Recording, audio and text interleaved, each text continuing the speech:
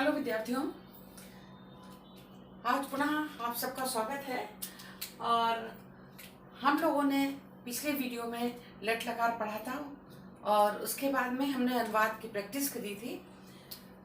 तत्पश्चात हम लोग लोट लकार अज्ञात अर्थ में जो होता है, आशीर्वाद अर्थ में, उसको पढ़ेंगे।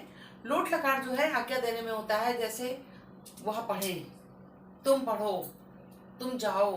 तो जब ये आए, आज्ञा का आए, तो उसमें लोट लकार का हम प्रयोग करते हैं। तो चलिए अनुवाद आरंभ करते हैं, हम समझाते हैं, उसके आधार पर आप लोग समझिए। और रूप इसके दिए जा चुके हैं आपको।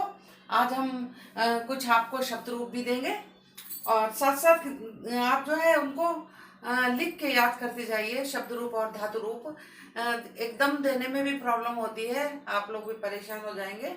उसको पढ़ते जाइए धीरे धीरे करके। बहुत ज़्यादा नहीं है, जितने धातु रूप दिए हमने उतने ही कर लीजिए, सफिशिएंट हो जाएंगे। एक आध और जरूरत होगी तो दे देंगे, तो उतने कर लेंगे, उसके आधार पर आप आगे कर लेंगे। उसके बाद हम शब्द रूप आप समझा देंगे। शब्द रूप भी कम करेंगे, आपको ज़्यादा याद हो जाएंगे। हम आपको ढंग बताएंगे, ट्रिक बताएंगे, उसी के आधार पर आप याद करना।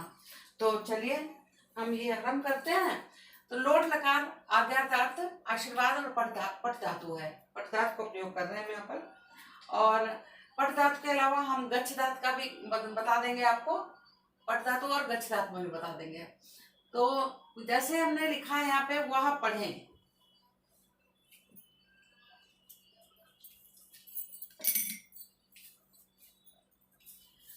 वह पढ़े, वह पढ़े। अभी पहले भी बात हुई थी कि जब हम अपने और आपके बारे में बात नहीं कर रहे हैं, तुम के बारे में बात नहीं कर रहे हैं, तो तीसरे के बारे में बात कर रहे हैं, तो वो कौन सा उसमें प्रयोग होगा? प्रथम पुरुष का प्रयोग होगा। तो वह पढ़े माने क्या होगा? वह की क्या होती है अंग्रेजी? ओ सॉरी, संस्कृत सह। और पढ़े पठतु, पठतु पठताम पठन्तु, पठतु पठताम पठन्तु। इस तरह लोट लगा के चलेंगे। गच्छतु गच्छताम गच्छन्तु, गच्छतु गच्छताम गच्छन्तु। तो अब ये पठ पठतम मध्यम पुरुष में आएगा। वह का क्या होगी? संस्कृत सह। ये हम आपको बता चुके हैं। ऐसी रखता जाएगा धीरे धीरे, आप देखते जाएंगे, बार बार रिपीट होगा। सह पठतु।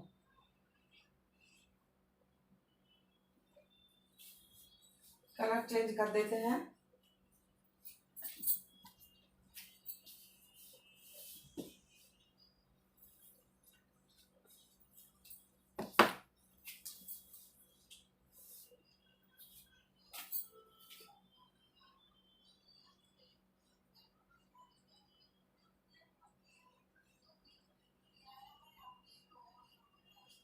सह पठतु, वह पढ़े।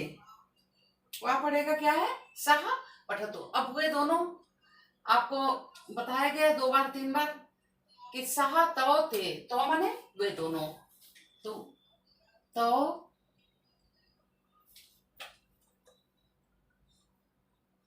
वे दोनों पढ़े। तो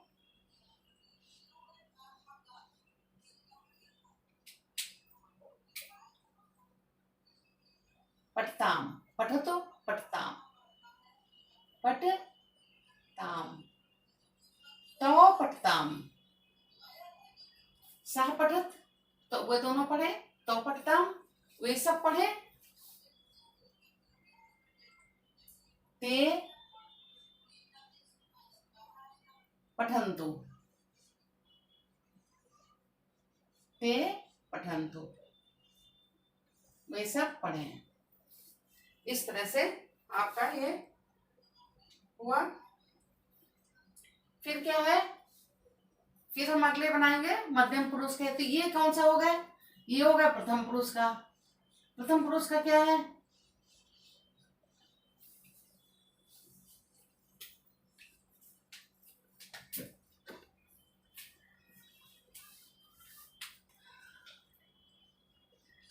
प्रथम पुरुष। प्रथम पुरुष का क्या प्रयोग किया गया है? पठतु पठताम पठन्तु, है ना? ये सहत होते, ये रूप अलग चलेंगे वहां के। ठीक है, तो एक वचन, द्विवचन, बहुवचन, ऐसे इसमें सह एक वचन, तो द्विवचन और ते बहुवचन। ठीक है, अब आया आपका मध्यम पुरुष। मध्यम में किसके लिए होता है? तुम के लिए। तो तुम पढ़ो, आज्ञा दी, पर किसको दी? तुमको। पहले किसे आज्ञा दी? उसको दी थी कि वह पढ़े, उसको आज्ञा दी कि वह पढ़े, वो दोनों पढ़े, वो सब पढ़े। तो यहाँ पर तुम पढ़ो, तुम पढ़ो। ठीक है, तुम पढ़ो, तो क्या होगा? तुम पढ़,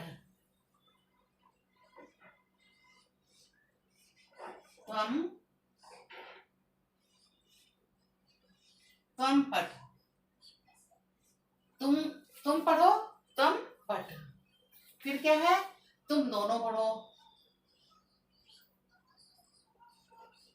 तुम दोनों की क्या थी, बताई थी हमने? युवाम, है ना? तुम दोनों पढ़ो।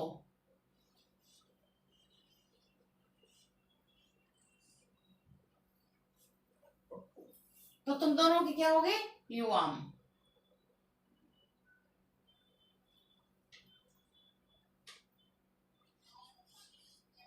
युवाम, तुम दोनों पढ़ो। युवाम पठतम, पठ, पठतम, पठत, तो पठतम, युवाम पठतम, तुम दोनों पढ़ो।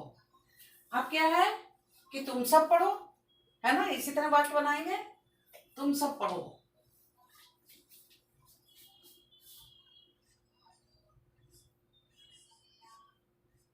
तुम सब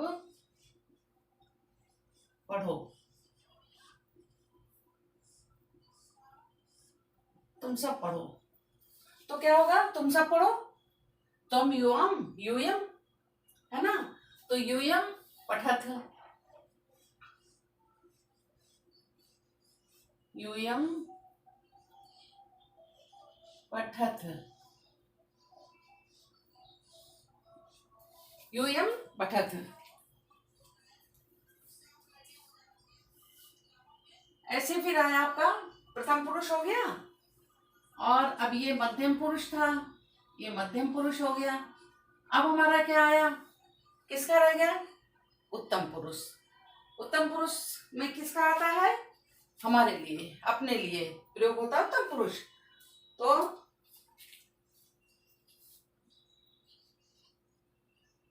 उत्तम पुरुष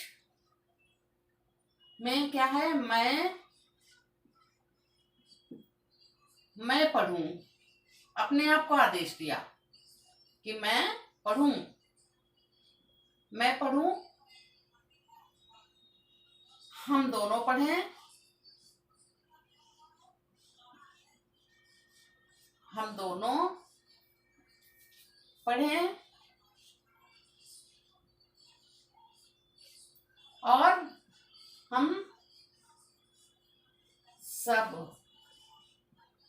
हम सब पढ़ें, है ना? यहाँ आदेश है, अपने आप को है, हम सब पढ़ें। तो इसका जो है अनुवाद क्या होगा? मैं की क्या होती है? अहम, अहम पठानि। कैसे रूप चले थे?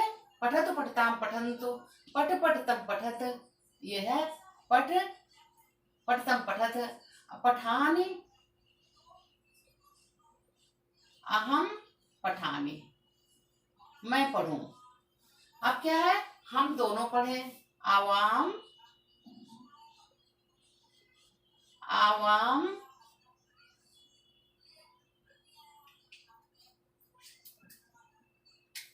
पठाओ, पठानी पठाओ, पठाम, तो यहाँ क्या होगा? पठाओ।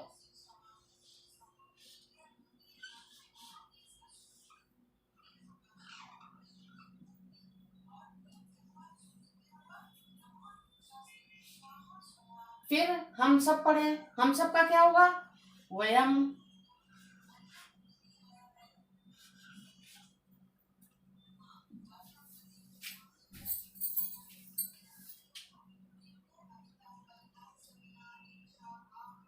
वयम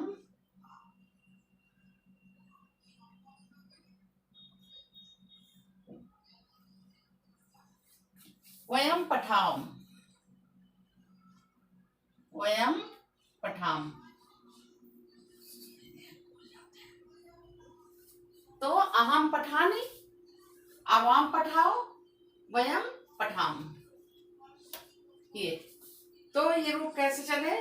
पठ धातु के लोट लकार आज्ञार्थ अर्थ में और आशीर्वाद अर्थ में होता है कि खुश रहो, है ना। आशीर्वाद अगर दिया जाए तो खुश रहो, तो भी यही वाला प्रयोग होगा।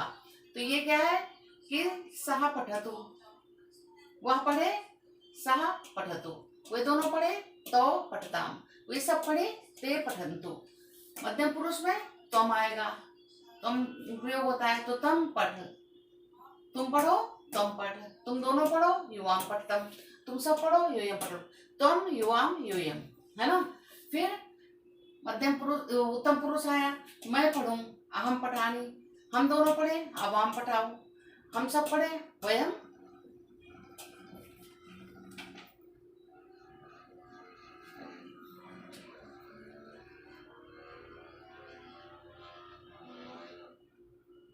ठीक है, वयम पठाम, ये होगा।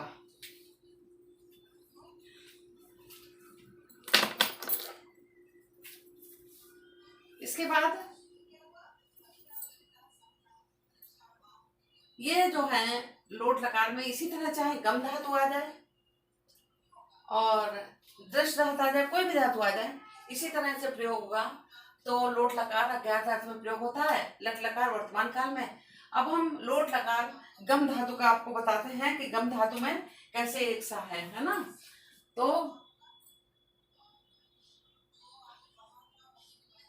लोट लकार, ये केवल इसलिए बता रहे हैं कि आपको कंफ्यूजन ना हो।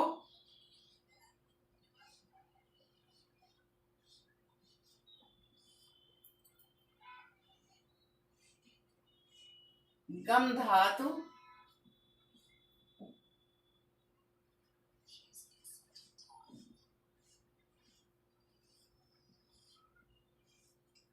लोट लकार गम धातु, ठीक है। अब आपको शुरू करना है, जैसे यहाँ पर वह की बात आई थी कि जो प्रथम पुरुष है वो हमारे और तुम्हारे बीच में नहीं हो रही बात, वो किसी और तीसरे के बारे में हो रही है, वह, है ना। तो यहाँ पर है जाने की बात आई, तो गम होता है जाना, जाने का क्या होता है? गम, गम माने जाना, गम माने जाना। तो हमने कहा वह जाए, वह जाए, वह जाए, ठीक है। कोई बाहर है, हमने दूसरे सामने लिखा कि वह जाए, तो मतलब आदेश दे दिया उसको जाने का, तो वह जाए। तो क्या हुआ? सह गच्छतु होगा। अब वह दोनों जाए, वह दोनों, वह दोनों जाए, वह दोनों जाए, तो क्या होगा? तो गच्छताम। फिर है वह सब जाए, वह सब जाए, वह सब जाए, माने ते गच्छन्तु। ऐसे तो रूप चले गए, पठतु पठताम पठन्तु, तो गच्छतु, पठतु पठताम पठन्तु। हमने सेम उसी तरह से गच्छतु गच्छताम गच्छन्तु, ठीक है। गम धातु के रूप जो है गच्छत के चलेंगे, लेकिन जब हम इसके लिट लकार में करेंगे तो गमिष्यत होगा, गमिष्यत, गमिष्यता, गमिष्यन्ति, ठीक है। अभी हम लोग वहां तक पहुंचे नहीं है। लोट लकार गम धातु, वह जाए, वो दोनों जाए। अब क्या है इसका? प्रथम पुरुष है, वह जाए, सह, सह गच्छतु, सह गच्छतु, वे दोनों जाए, तो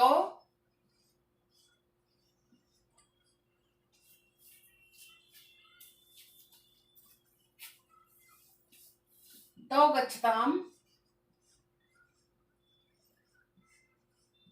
तो गच्छताम। अब वो सब जाए ते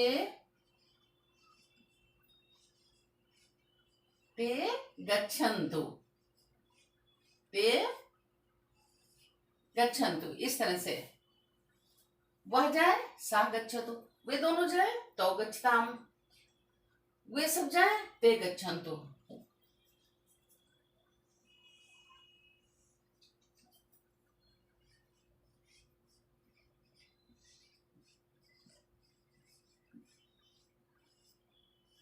ये अब क्या है आपका मध्यम पुरुष। मध्यम पुरुष में अभी ऊपर हुआ था कि तुम्हारे लिए होता है ना, आपके लिए होता है। तो कैसे बना सेंटेंस, तुम जाओ, तुम जाओ, तुम जाओ, ठीक है, माने तुम गच्छ।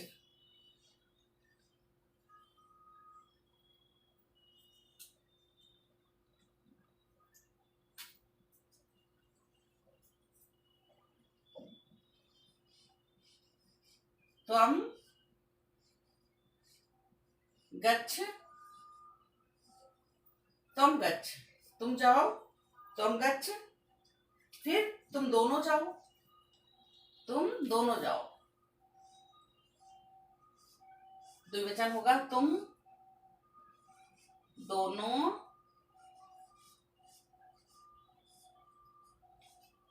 एक ढंग और भी अच्छा होता है याद रखने का कि आपस में डिस्कस करना चाहिए, पूछना चाहिए, उससे बहुत अच्छी तैयारी हो जाती है। अब तुम जाओ, तुम दोनों जाओ का क्या होगा संकेत अनुवाद, तुम दोनों का युवाम, युवाम,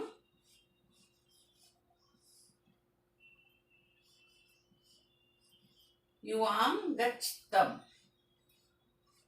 युवाम गच्छतम, ठीक है।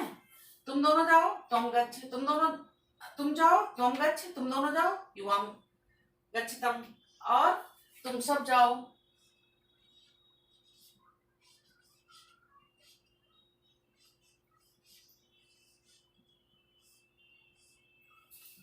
तुम सब जाओ।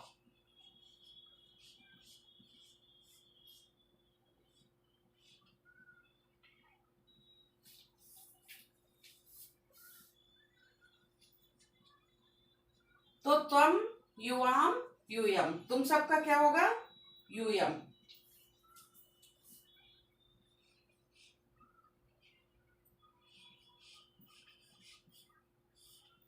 यूयम गच्छत, यूयम गच्छत, क्या है तुम सब जाओ, यूयम गच्छत।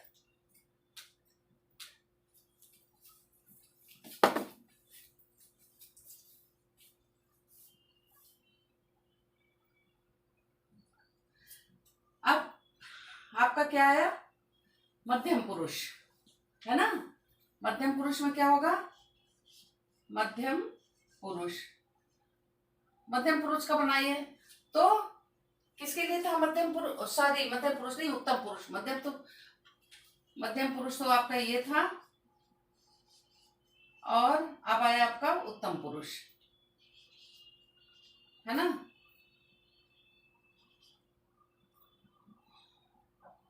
अब आपका उत्तम पुरुष आया, उत्तम पुरुष के बनाने हैं सेंटेंस।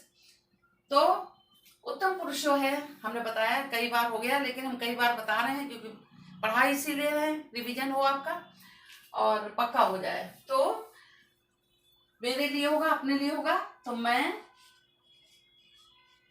जाऊं, गम धातु हम लोग पढ़ रहे हैं इसलिए जाने की बात हो रही है, तो मैं जाऊं माने अहम गच्छामि, हम दोनों का क्या बताया था, अहम आवाम, हम दोनों जाए, आवाम है ना, और जाए का क्या होगा गच्छाओ, कैसे गच्छामि, गच्छानि गच्छाओ गच्छाम, गच्छानि गच्छाओ गच्छाम, बिल्कुल इसी तरह से होगा। तो हम दोनों जाएं और हम सब जाएं, हम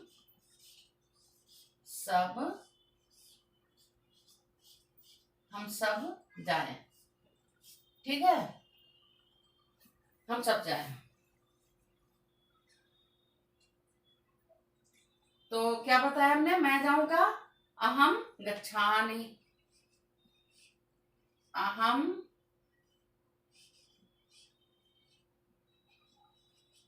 अहम गच्छामि। ठीक हो गया। अब आवाम गच्छाओ, हम दोनों जाएं। आवाम, अहम, आवाम, आवाम गच्छाओ, आवाम गच्छाओ। फिर क्या आया? हम सब जाएं। हम सब जाएं, वयम गच्छाम, वयम गच्छाम। तो ये आपका हुआ लोट लकार गम धातु चला। तो सर्वप्रथम प्रथम पुरुष में कैसे बनेगा? वह जाए, सा गच्छतु। वह दोनों जाए, दो गच्छताम। वह सब जाए, ते गच्छन्तु। अब मध्यम पुरुष में तुम्हारे लिए है, सामने वाले के लिए है, तो तुम गच्छ, तुम जाओ, तुम गच्छ। तुम दोनों जाओ, यूयम गच्छतम। तुम सब जाओ, यूयम गच्छत। फिर उत्तम पुरुष आया। उत्तम पुरुष जो है मेरे अपने लिए है, तो इसमें मैं जाऊं, अहम गच्छामि, अहम गच्छामि, अवाम गच्छाओ, वयम गच्छाम, माने हम दोनों जाएं, अब अवाम गच्छाओ, हम सब जाएं, वयम गच्छाओ। ये आपका लोट लकार पठ धातु, लोट लकार गम धातु। ये जो है ये गम धातु हो गया आपका। और ये जो है पठ धातु का बताया था ये। ठीक है।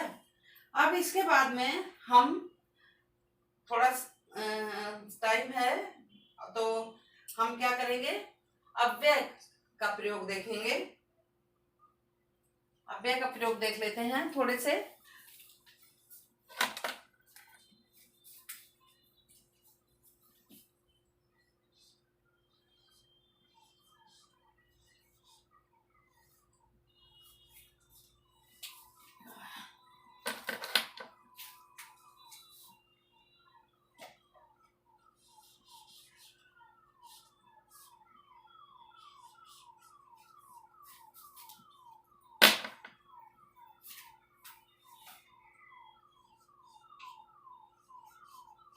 अव्यय का प्रयोग।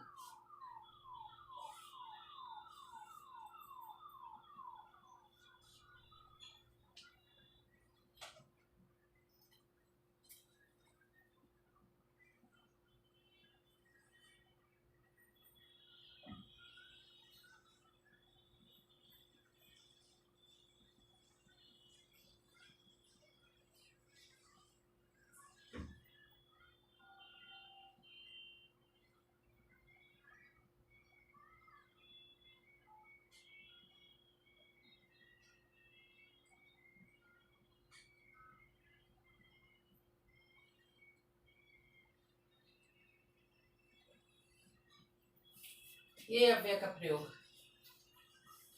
आरंभ करते हैं हम।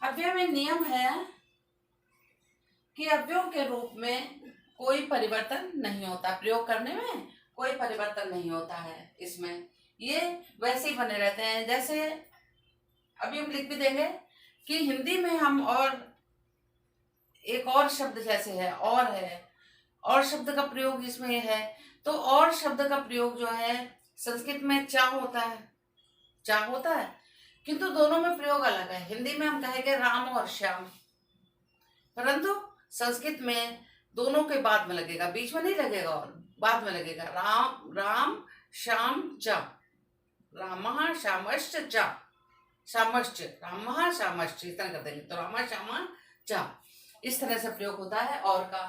और चलिए नोट करते हैं नियम।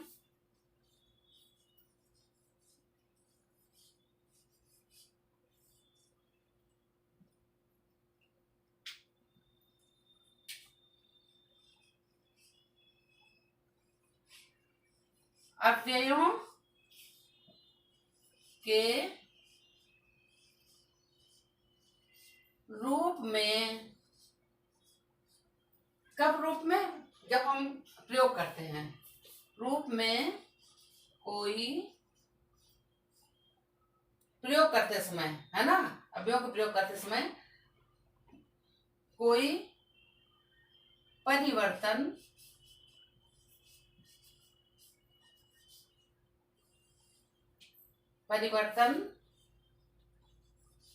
नहीं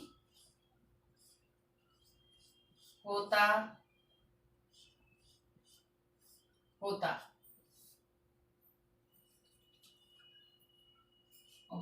है।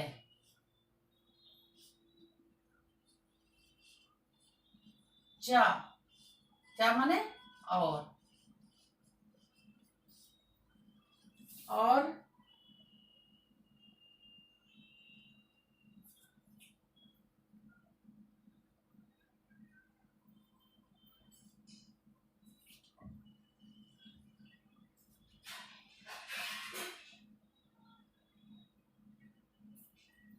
चा का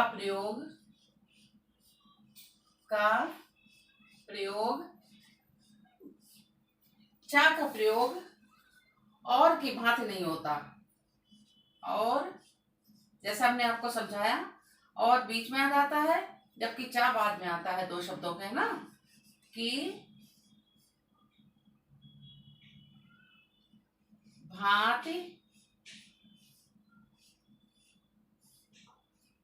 भांति नहीं होता है, और की भांति नहीं होता है, बल्कि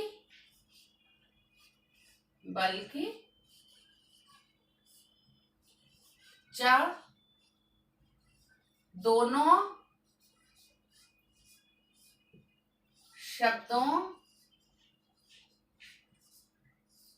शब्दों के बाद आता है। अभी जैसा हमने बताया आपको, शब्दों के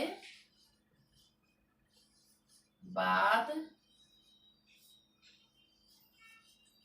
अब पढ़ाते पढ़ाते हम नोट्स भी आपको देते जा रहे हैं, और कोई कारण नहीं है, जब हमने बता दिया तो लिखना नहीं होता था, लेकिन लिख दिया। तो नियम क्या बताया आपको?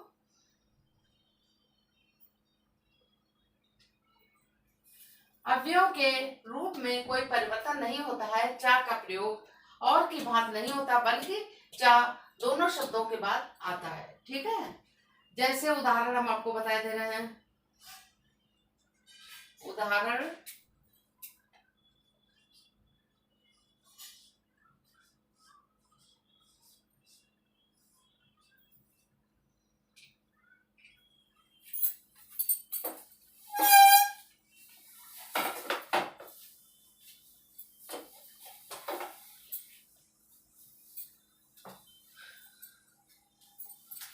उदाहरण देखिए,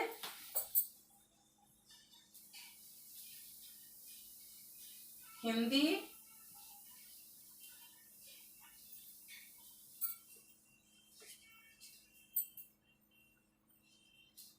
में और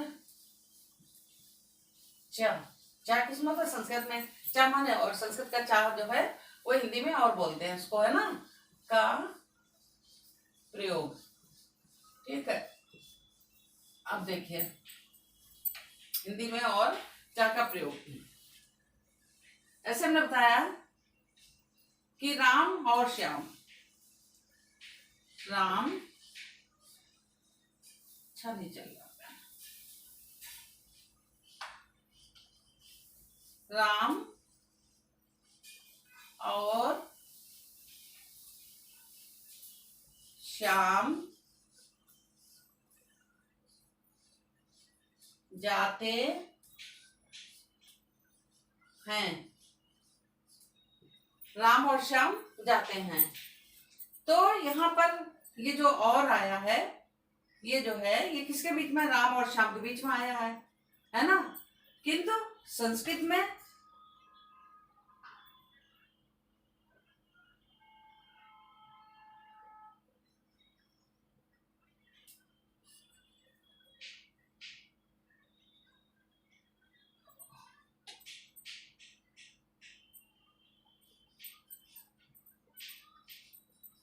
संस्कृत में चा माने और का प्रयोग, वो तो हिंदी का में प्रयोग था, अब ये संस्कृत में कैसे प्रयोग है, वही सेम जो हमने आपको बताया। रामः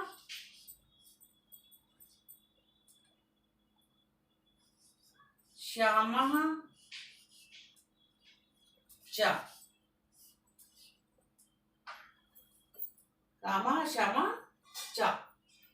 तो अब ये चा का प्रयोग ये हुआ माने राम और श्याम के बाद में, जबकि यहाँ पर जो है ना, ये प्रयोग हुआ, जबकि यहाँ पर और बीच में हुआ था। इस तरह से इसका प्रयोग होगा। और एक और है,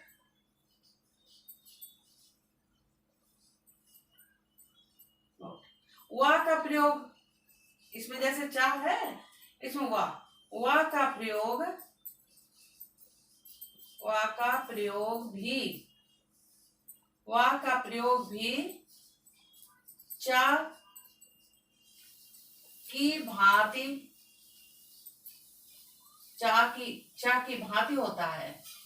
मतलब वाह नहीं कहते हैं, अथवा वाह का प्रयोग भी चा की भांति होता है। ये और याद रखिए, क्योंकि अनुवाद करते समय छोटी छोटी बातें हैं जो ध्यान रखनी चाहिए। वैसे संस्कृत में ऐसा नहीं है कि कोई शब्द इधर उधर कर दिया तो अर्थ बदल गया, ऐसा नहीं होता है। उसके अर्थ नहीं बदलते हैं संस्कृत में। अगर शब्द इधर उधर रख दिया है अर्थ नहीं बदलते हैं, लेकिन ढंग ये है इसका लिखने का। ये आपका आज लोट लकार में आपने गम धातु पढ़ा, पट धातु पढ़ा और चा का प्रयोग तथा वा का प्रयोग, ये आपका प्रयोग हुआ।